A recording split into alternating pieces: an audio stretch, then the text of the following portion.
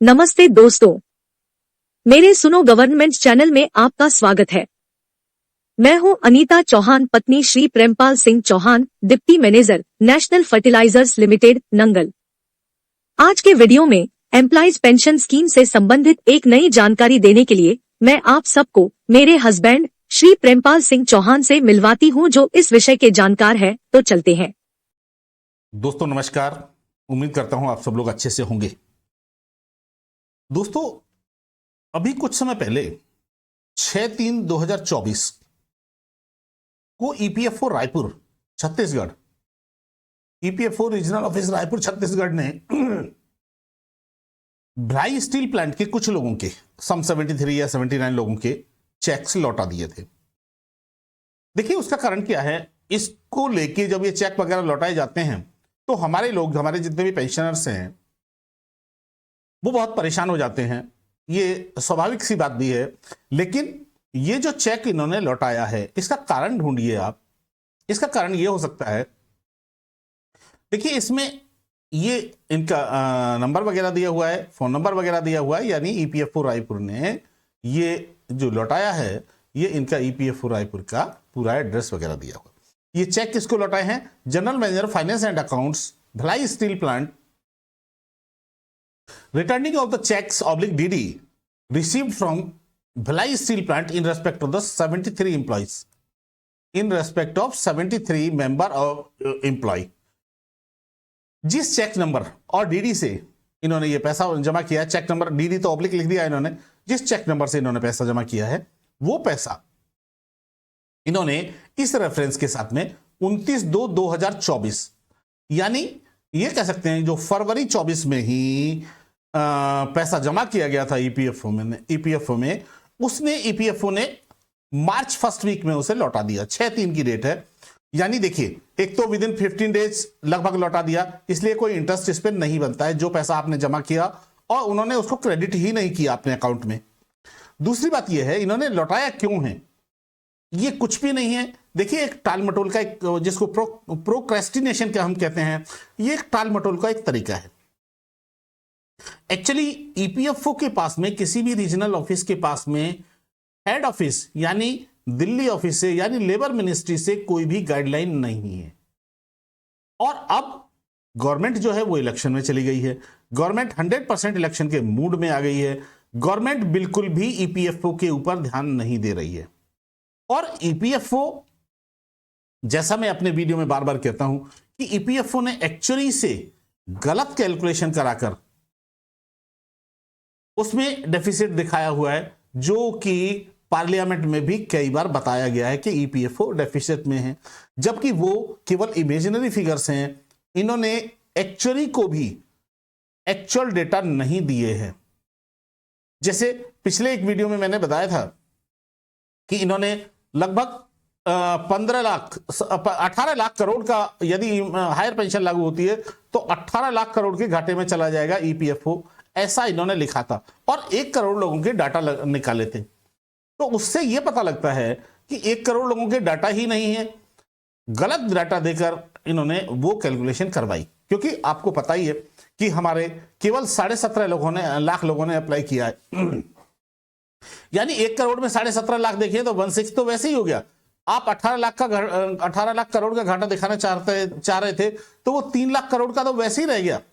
और 3 लाख करोड़ के घाटे में आप दिखाना चाह रहे हैं, 3 लाख करोड़ तो 17.5 लाख लोगों से जमा होंगे। जितना बड़ा बड़ा अमाउंट लोग 40-40 लाख, 50-50 लाख तक जमा करेंगे, उसकी जो टोटल वैल्यू आ रही है, जो हमने कैलकुलेट किया हमारे हिसाब से, वो 3 लाख करोड़ तक आती है। यानी कुल मिला के मैं आपको यह बताना चाहता हूं, ना तो लेबर मिनिस्ट्री इस मूड में है कि कुछ किया जाए, ना ही गवर्नमेंट ऑफ इंडिया इस मूड में है कि कुछ किया जाए, ना ही ईपीएफओ कुछ इस मूड में है कि किया जाए कुछ भी। सुप्रीम कोर्ट है, इसके बाद बचता है सुप्रीम कोर्ट। सुप्रीम कोर्ट में ऑलरेडी कंटेम्प्ट पिटीशन पेंडिंग है।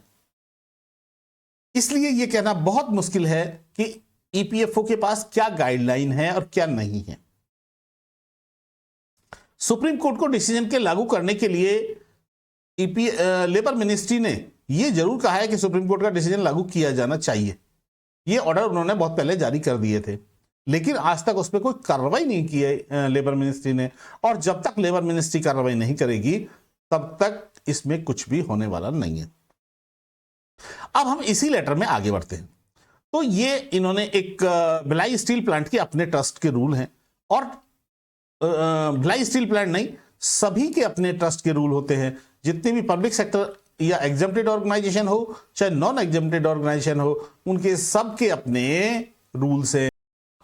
इन रूल्स में जो भिलाई स्टील प्लांट की ट्रस्ट है, सभी का अपना अपना, जैसे मैंने बताया, एग्जेम्प्टेड ऑर्गेनाइजेशन का ट्रस्ट हो चाहे नॉन एग्जेम्प्टेड का हो, सब ने पीएफ को कंट्रोल करने के लिए, इन चीजों को कंट्रोल करने के लिए एक ट्रस्ट बनाए हुए हैं, और उन ट्रस्ट के अपने रूल्स हैं। तो इस ट्रस्ट में और कुछ भी नहीं लिखा गया है। इस 15 दिन के अंदर आपको ईपीएफओ के अकाउंट में जमा करना है, जैसा कि हर महीने होता है। हर महीने हमारा भी ट्रस्ट है, हर महीने अगले महीने की, जिस महीने का पैसा कटा है उसके अगले महीने की 15 तारीख तक यह पैसा ईपीएफओ के अकाउंट में भेज दिया जाता है, यानी ईपीएस अकाउंट में भेज दिया जाता है। ऐसा ही रूल भिलाई स्टील प्लांट की ट्रस्ट ने बनाया हुआ है। इसमें कुछ भी नया नहीं है या कुछ भी गलत नहीं है।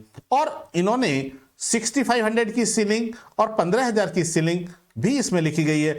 अब वो लिखी इसलिए गई है कि ईपीएफओ की गाइडलाइन है। ईपीएफओ ने 2014 में जो सर्कुलर निकाला था, जो अमेंडमेंट किया था, उसके अनुसार ये लिखा गया है। ट्रस्ट ने कोई अलग से नहीं लिखा है। यानी इन ट्रस्ट रूल का बहाना करके जो चेक वापस किए गए हैं उसका कोई आधार नहीं है। आप देखिएगा, The above proviso of 11B of the trust may clearly indicates that the contribution in the pension fund is limited to the 65,000 and 15,000 only। ठीक है जी। अब ट्रस्ट के केस में ये है ही, भाई सुप्रीम कोर्ट का डिसीजन तो है ही ये कि इसके ऊपर आपको देना है। इसलिए ये बात कहां से आ जाती है कि ट्रस्ट ने ऐसा रूल बनाया हुआ है। ट्रस्ट ने ऐसा रूल इसलिए बनाया हुआ है क्योंकि आपने ऑलरेडी बनाया हुआ है, ईपीएफओ ने ऑलरेडी बनाया हुआ है, तो इसलिए ट्रस्ट को बनाना पड़ा। और ट्रस्ट तो वही बात मानेगा जो ईपीएफओ बनाएगा, ईपीएफओ लेके आया है। तो ऑलरेडी इसके ऊपर इस रूल को लेकर उन्होंने ये लिखा है कि in this regard we sought some clarification from higher office. Higher office मतलब आप कह सकते हैं हेड ऑफिस, मतलब दिल्ली। अब मीनवाइल ये जो जितने भी चेक इन्होंने 28/2 और 29/2 को जमा किए हैं, वो सारे के सारे ईपीएफओ ने रिटर्न कर दिए हैं। ईपीएफओ ने रिटर्न क्यों किए हैं? देखिए, ईपीएफओ किसी अमाउंट की अब लायबिलिटी नहीं लेना चाहता।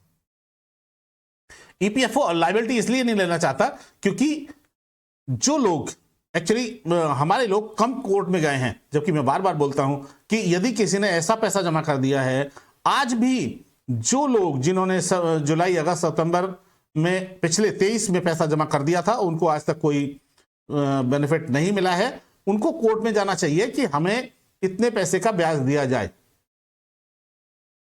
हमारा जो पैसा ईपीएफओ में जमा है उस पर हमें ब्याज दिया जाए। निश्चित मानिए कि कोर्ट आपके पक्ष में ही फैसला देगा, क्योंकि ईपीएफओ को यह अधिकार नहीं है कि वो आपके पैसे को लेके बैठ जाए। उसे डिसीजन देना चाहिए था, जैसा इस केस में इन्होंने किया है कि इन्होंने चेक लौटा दिया। मेरी जानकारी जहां तक कहती है वो यही है कि इन्होंने सिर्फ इस बात से बचने के लिए, कल को कोई पैसा लेने के बाद में कल को कोई डिफरेंट टाइप का केस हो, उसको बचने के लिए इन्होंने चेक लौटा दिए हैं कि अभी हम आपके चेक ले ही नहीं रहे, और जब कोई डिसीजन हो जाएगा तब ये आपके चेक लेंगे, पैसा आपसे जमा करा लेंगे। इसलिए इसमें कोई भी घबराने की बात नहीं है, कोई भी परेशान होने की बात नहीं है। यदि ये चेक लौटाए गए हैं तो चेक को मैं ऐसा नहीं मानता कि ये किसी बदनीयत से लौटाए गए हैं। ये इसलिए लौटाए गए हैं कि ईपीएफओ के पास में कोई गाइडलाइन नहीं है। जैसा मैंने पहले बताया कि ना मिनिस्ट्री की कोई गाइडलाइन है, ना गवर्नमेंट ऑफ इंडिया की कोई गाइडलाइन है, ना ईपीएफओ हेड ऑफिस की कोई गाइडलाइन है, और ना ही कह सकते हैं सुप्रीम कोर्ट की कोई गाइडलाइन है। क्योंकि सुप्रीम कोर्ट भी तो सोमेटो डिसीजन लेके एकदम इनको कह सकता था कि नहीं, आप हमारा डिसीजन लागू कीजिए, लेकिन उन्होंने भी ऐसा नहीं किया है। इसलिए हमें दोस्तों किसी भी प्रकार से घबराने की जरूरत नहीं है। ये जो इन्होंने चेक लौटाए हैं ये सामान्य प्रक्रिया है, और आगे के केसेस से बचने के लिए भाई आप अपना पैसा अपने पास रखिए जब तक कोई डिसीजन नहीं हो जाता। आप उसको ऐसा समझ सकते हैं कि आप अपना पैसा अपने पास ही रखिए जब तक कोई डिसीजन हेड ऑफिस से नहीं हो जाता, या मिनिस्ट्री से नहीं हो जाता, या गवर्नमेंट ऑफ इंडिया इसमें आके कोई डिसीजन नहीं दे देती। कि पेंशन दी जाएगी तो कितनी दी जाएगी, क्या फॉर्मूला होगा। और हाँ, एक बात और, अभी तक देखिए हम सब लोग परेशान जरूर हो रहे हैं, और हो ये बात, इसमें तो कोई शक ही नहीं है, लेकिन अभी तक कोई भी फॉर्मूला क्लियर नहीं है, ना ही कोई फॉर्मूला क्लियर है, ना ही कोई गाइडलाइन क्लियर है। और जब तक ये गाइडलाइन नहीं बन जाती तब तक हमें इंतजार ही करना पड़ेगा। तो दोस्तों, मैं समझता हूं, ये मुझे बहुत लोगों ने लिखा है कि आप इस पे क्लैरिफिकेशन दीजिए, क्लैरिफिकेशन दीजिए, तो मुझे अभी लगा कि मैंने इस पे एक वीडियो बनाना चाहिए। तो ये है, इन्होंने जो चेक रिटर्न किए हैं उसके ऊपर बहुत बहुत धन्यवाद। आज की यह वीडियो आपको कैसी लगी कमेंट करके जरूर बताएं। इस वीडियो को देखने के लिए धन्यवाद। लाइक और सब्सक्राइब करें, बेल आइकॉन जरूर दबाएं।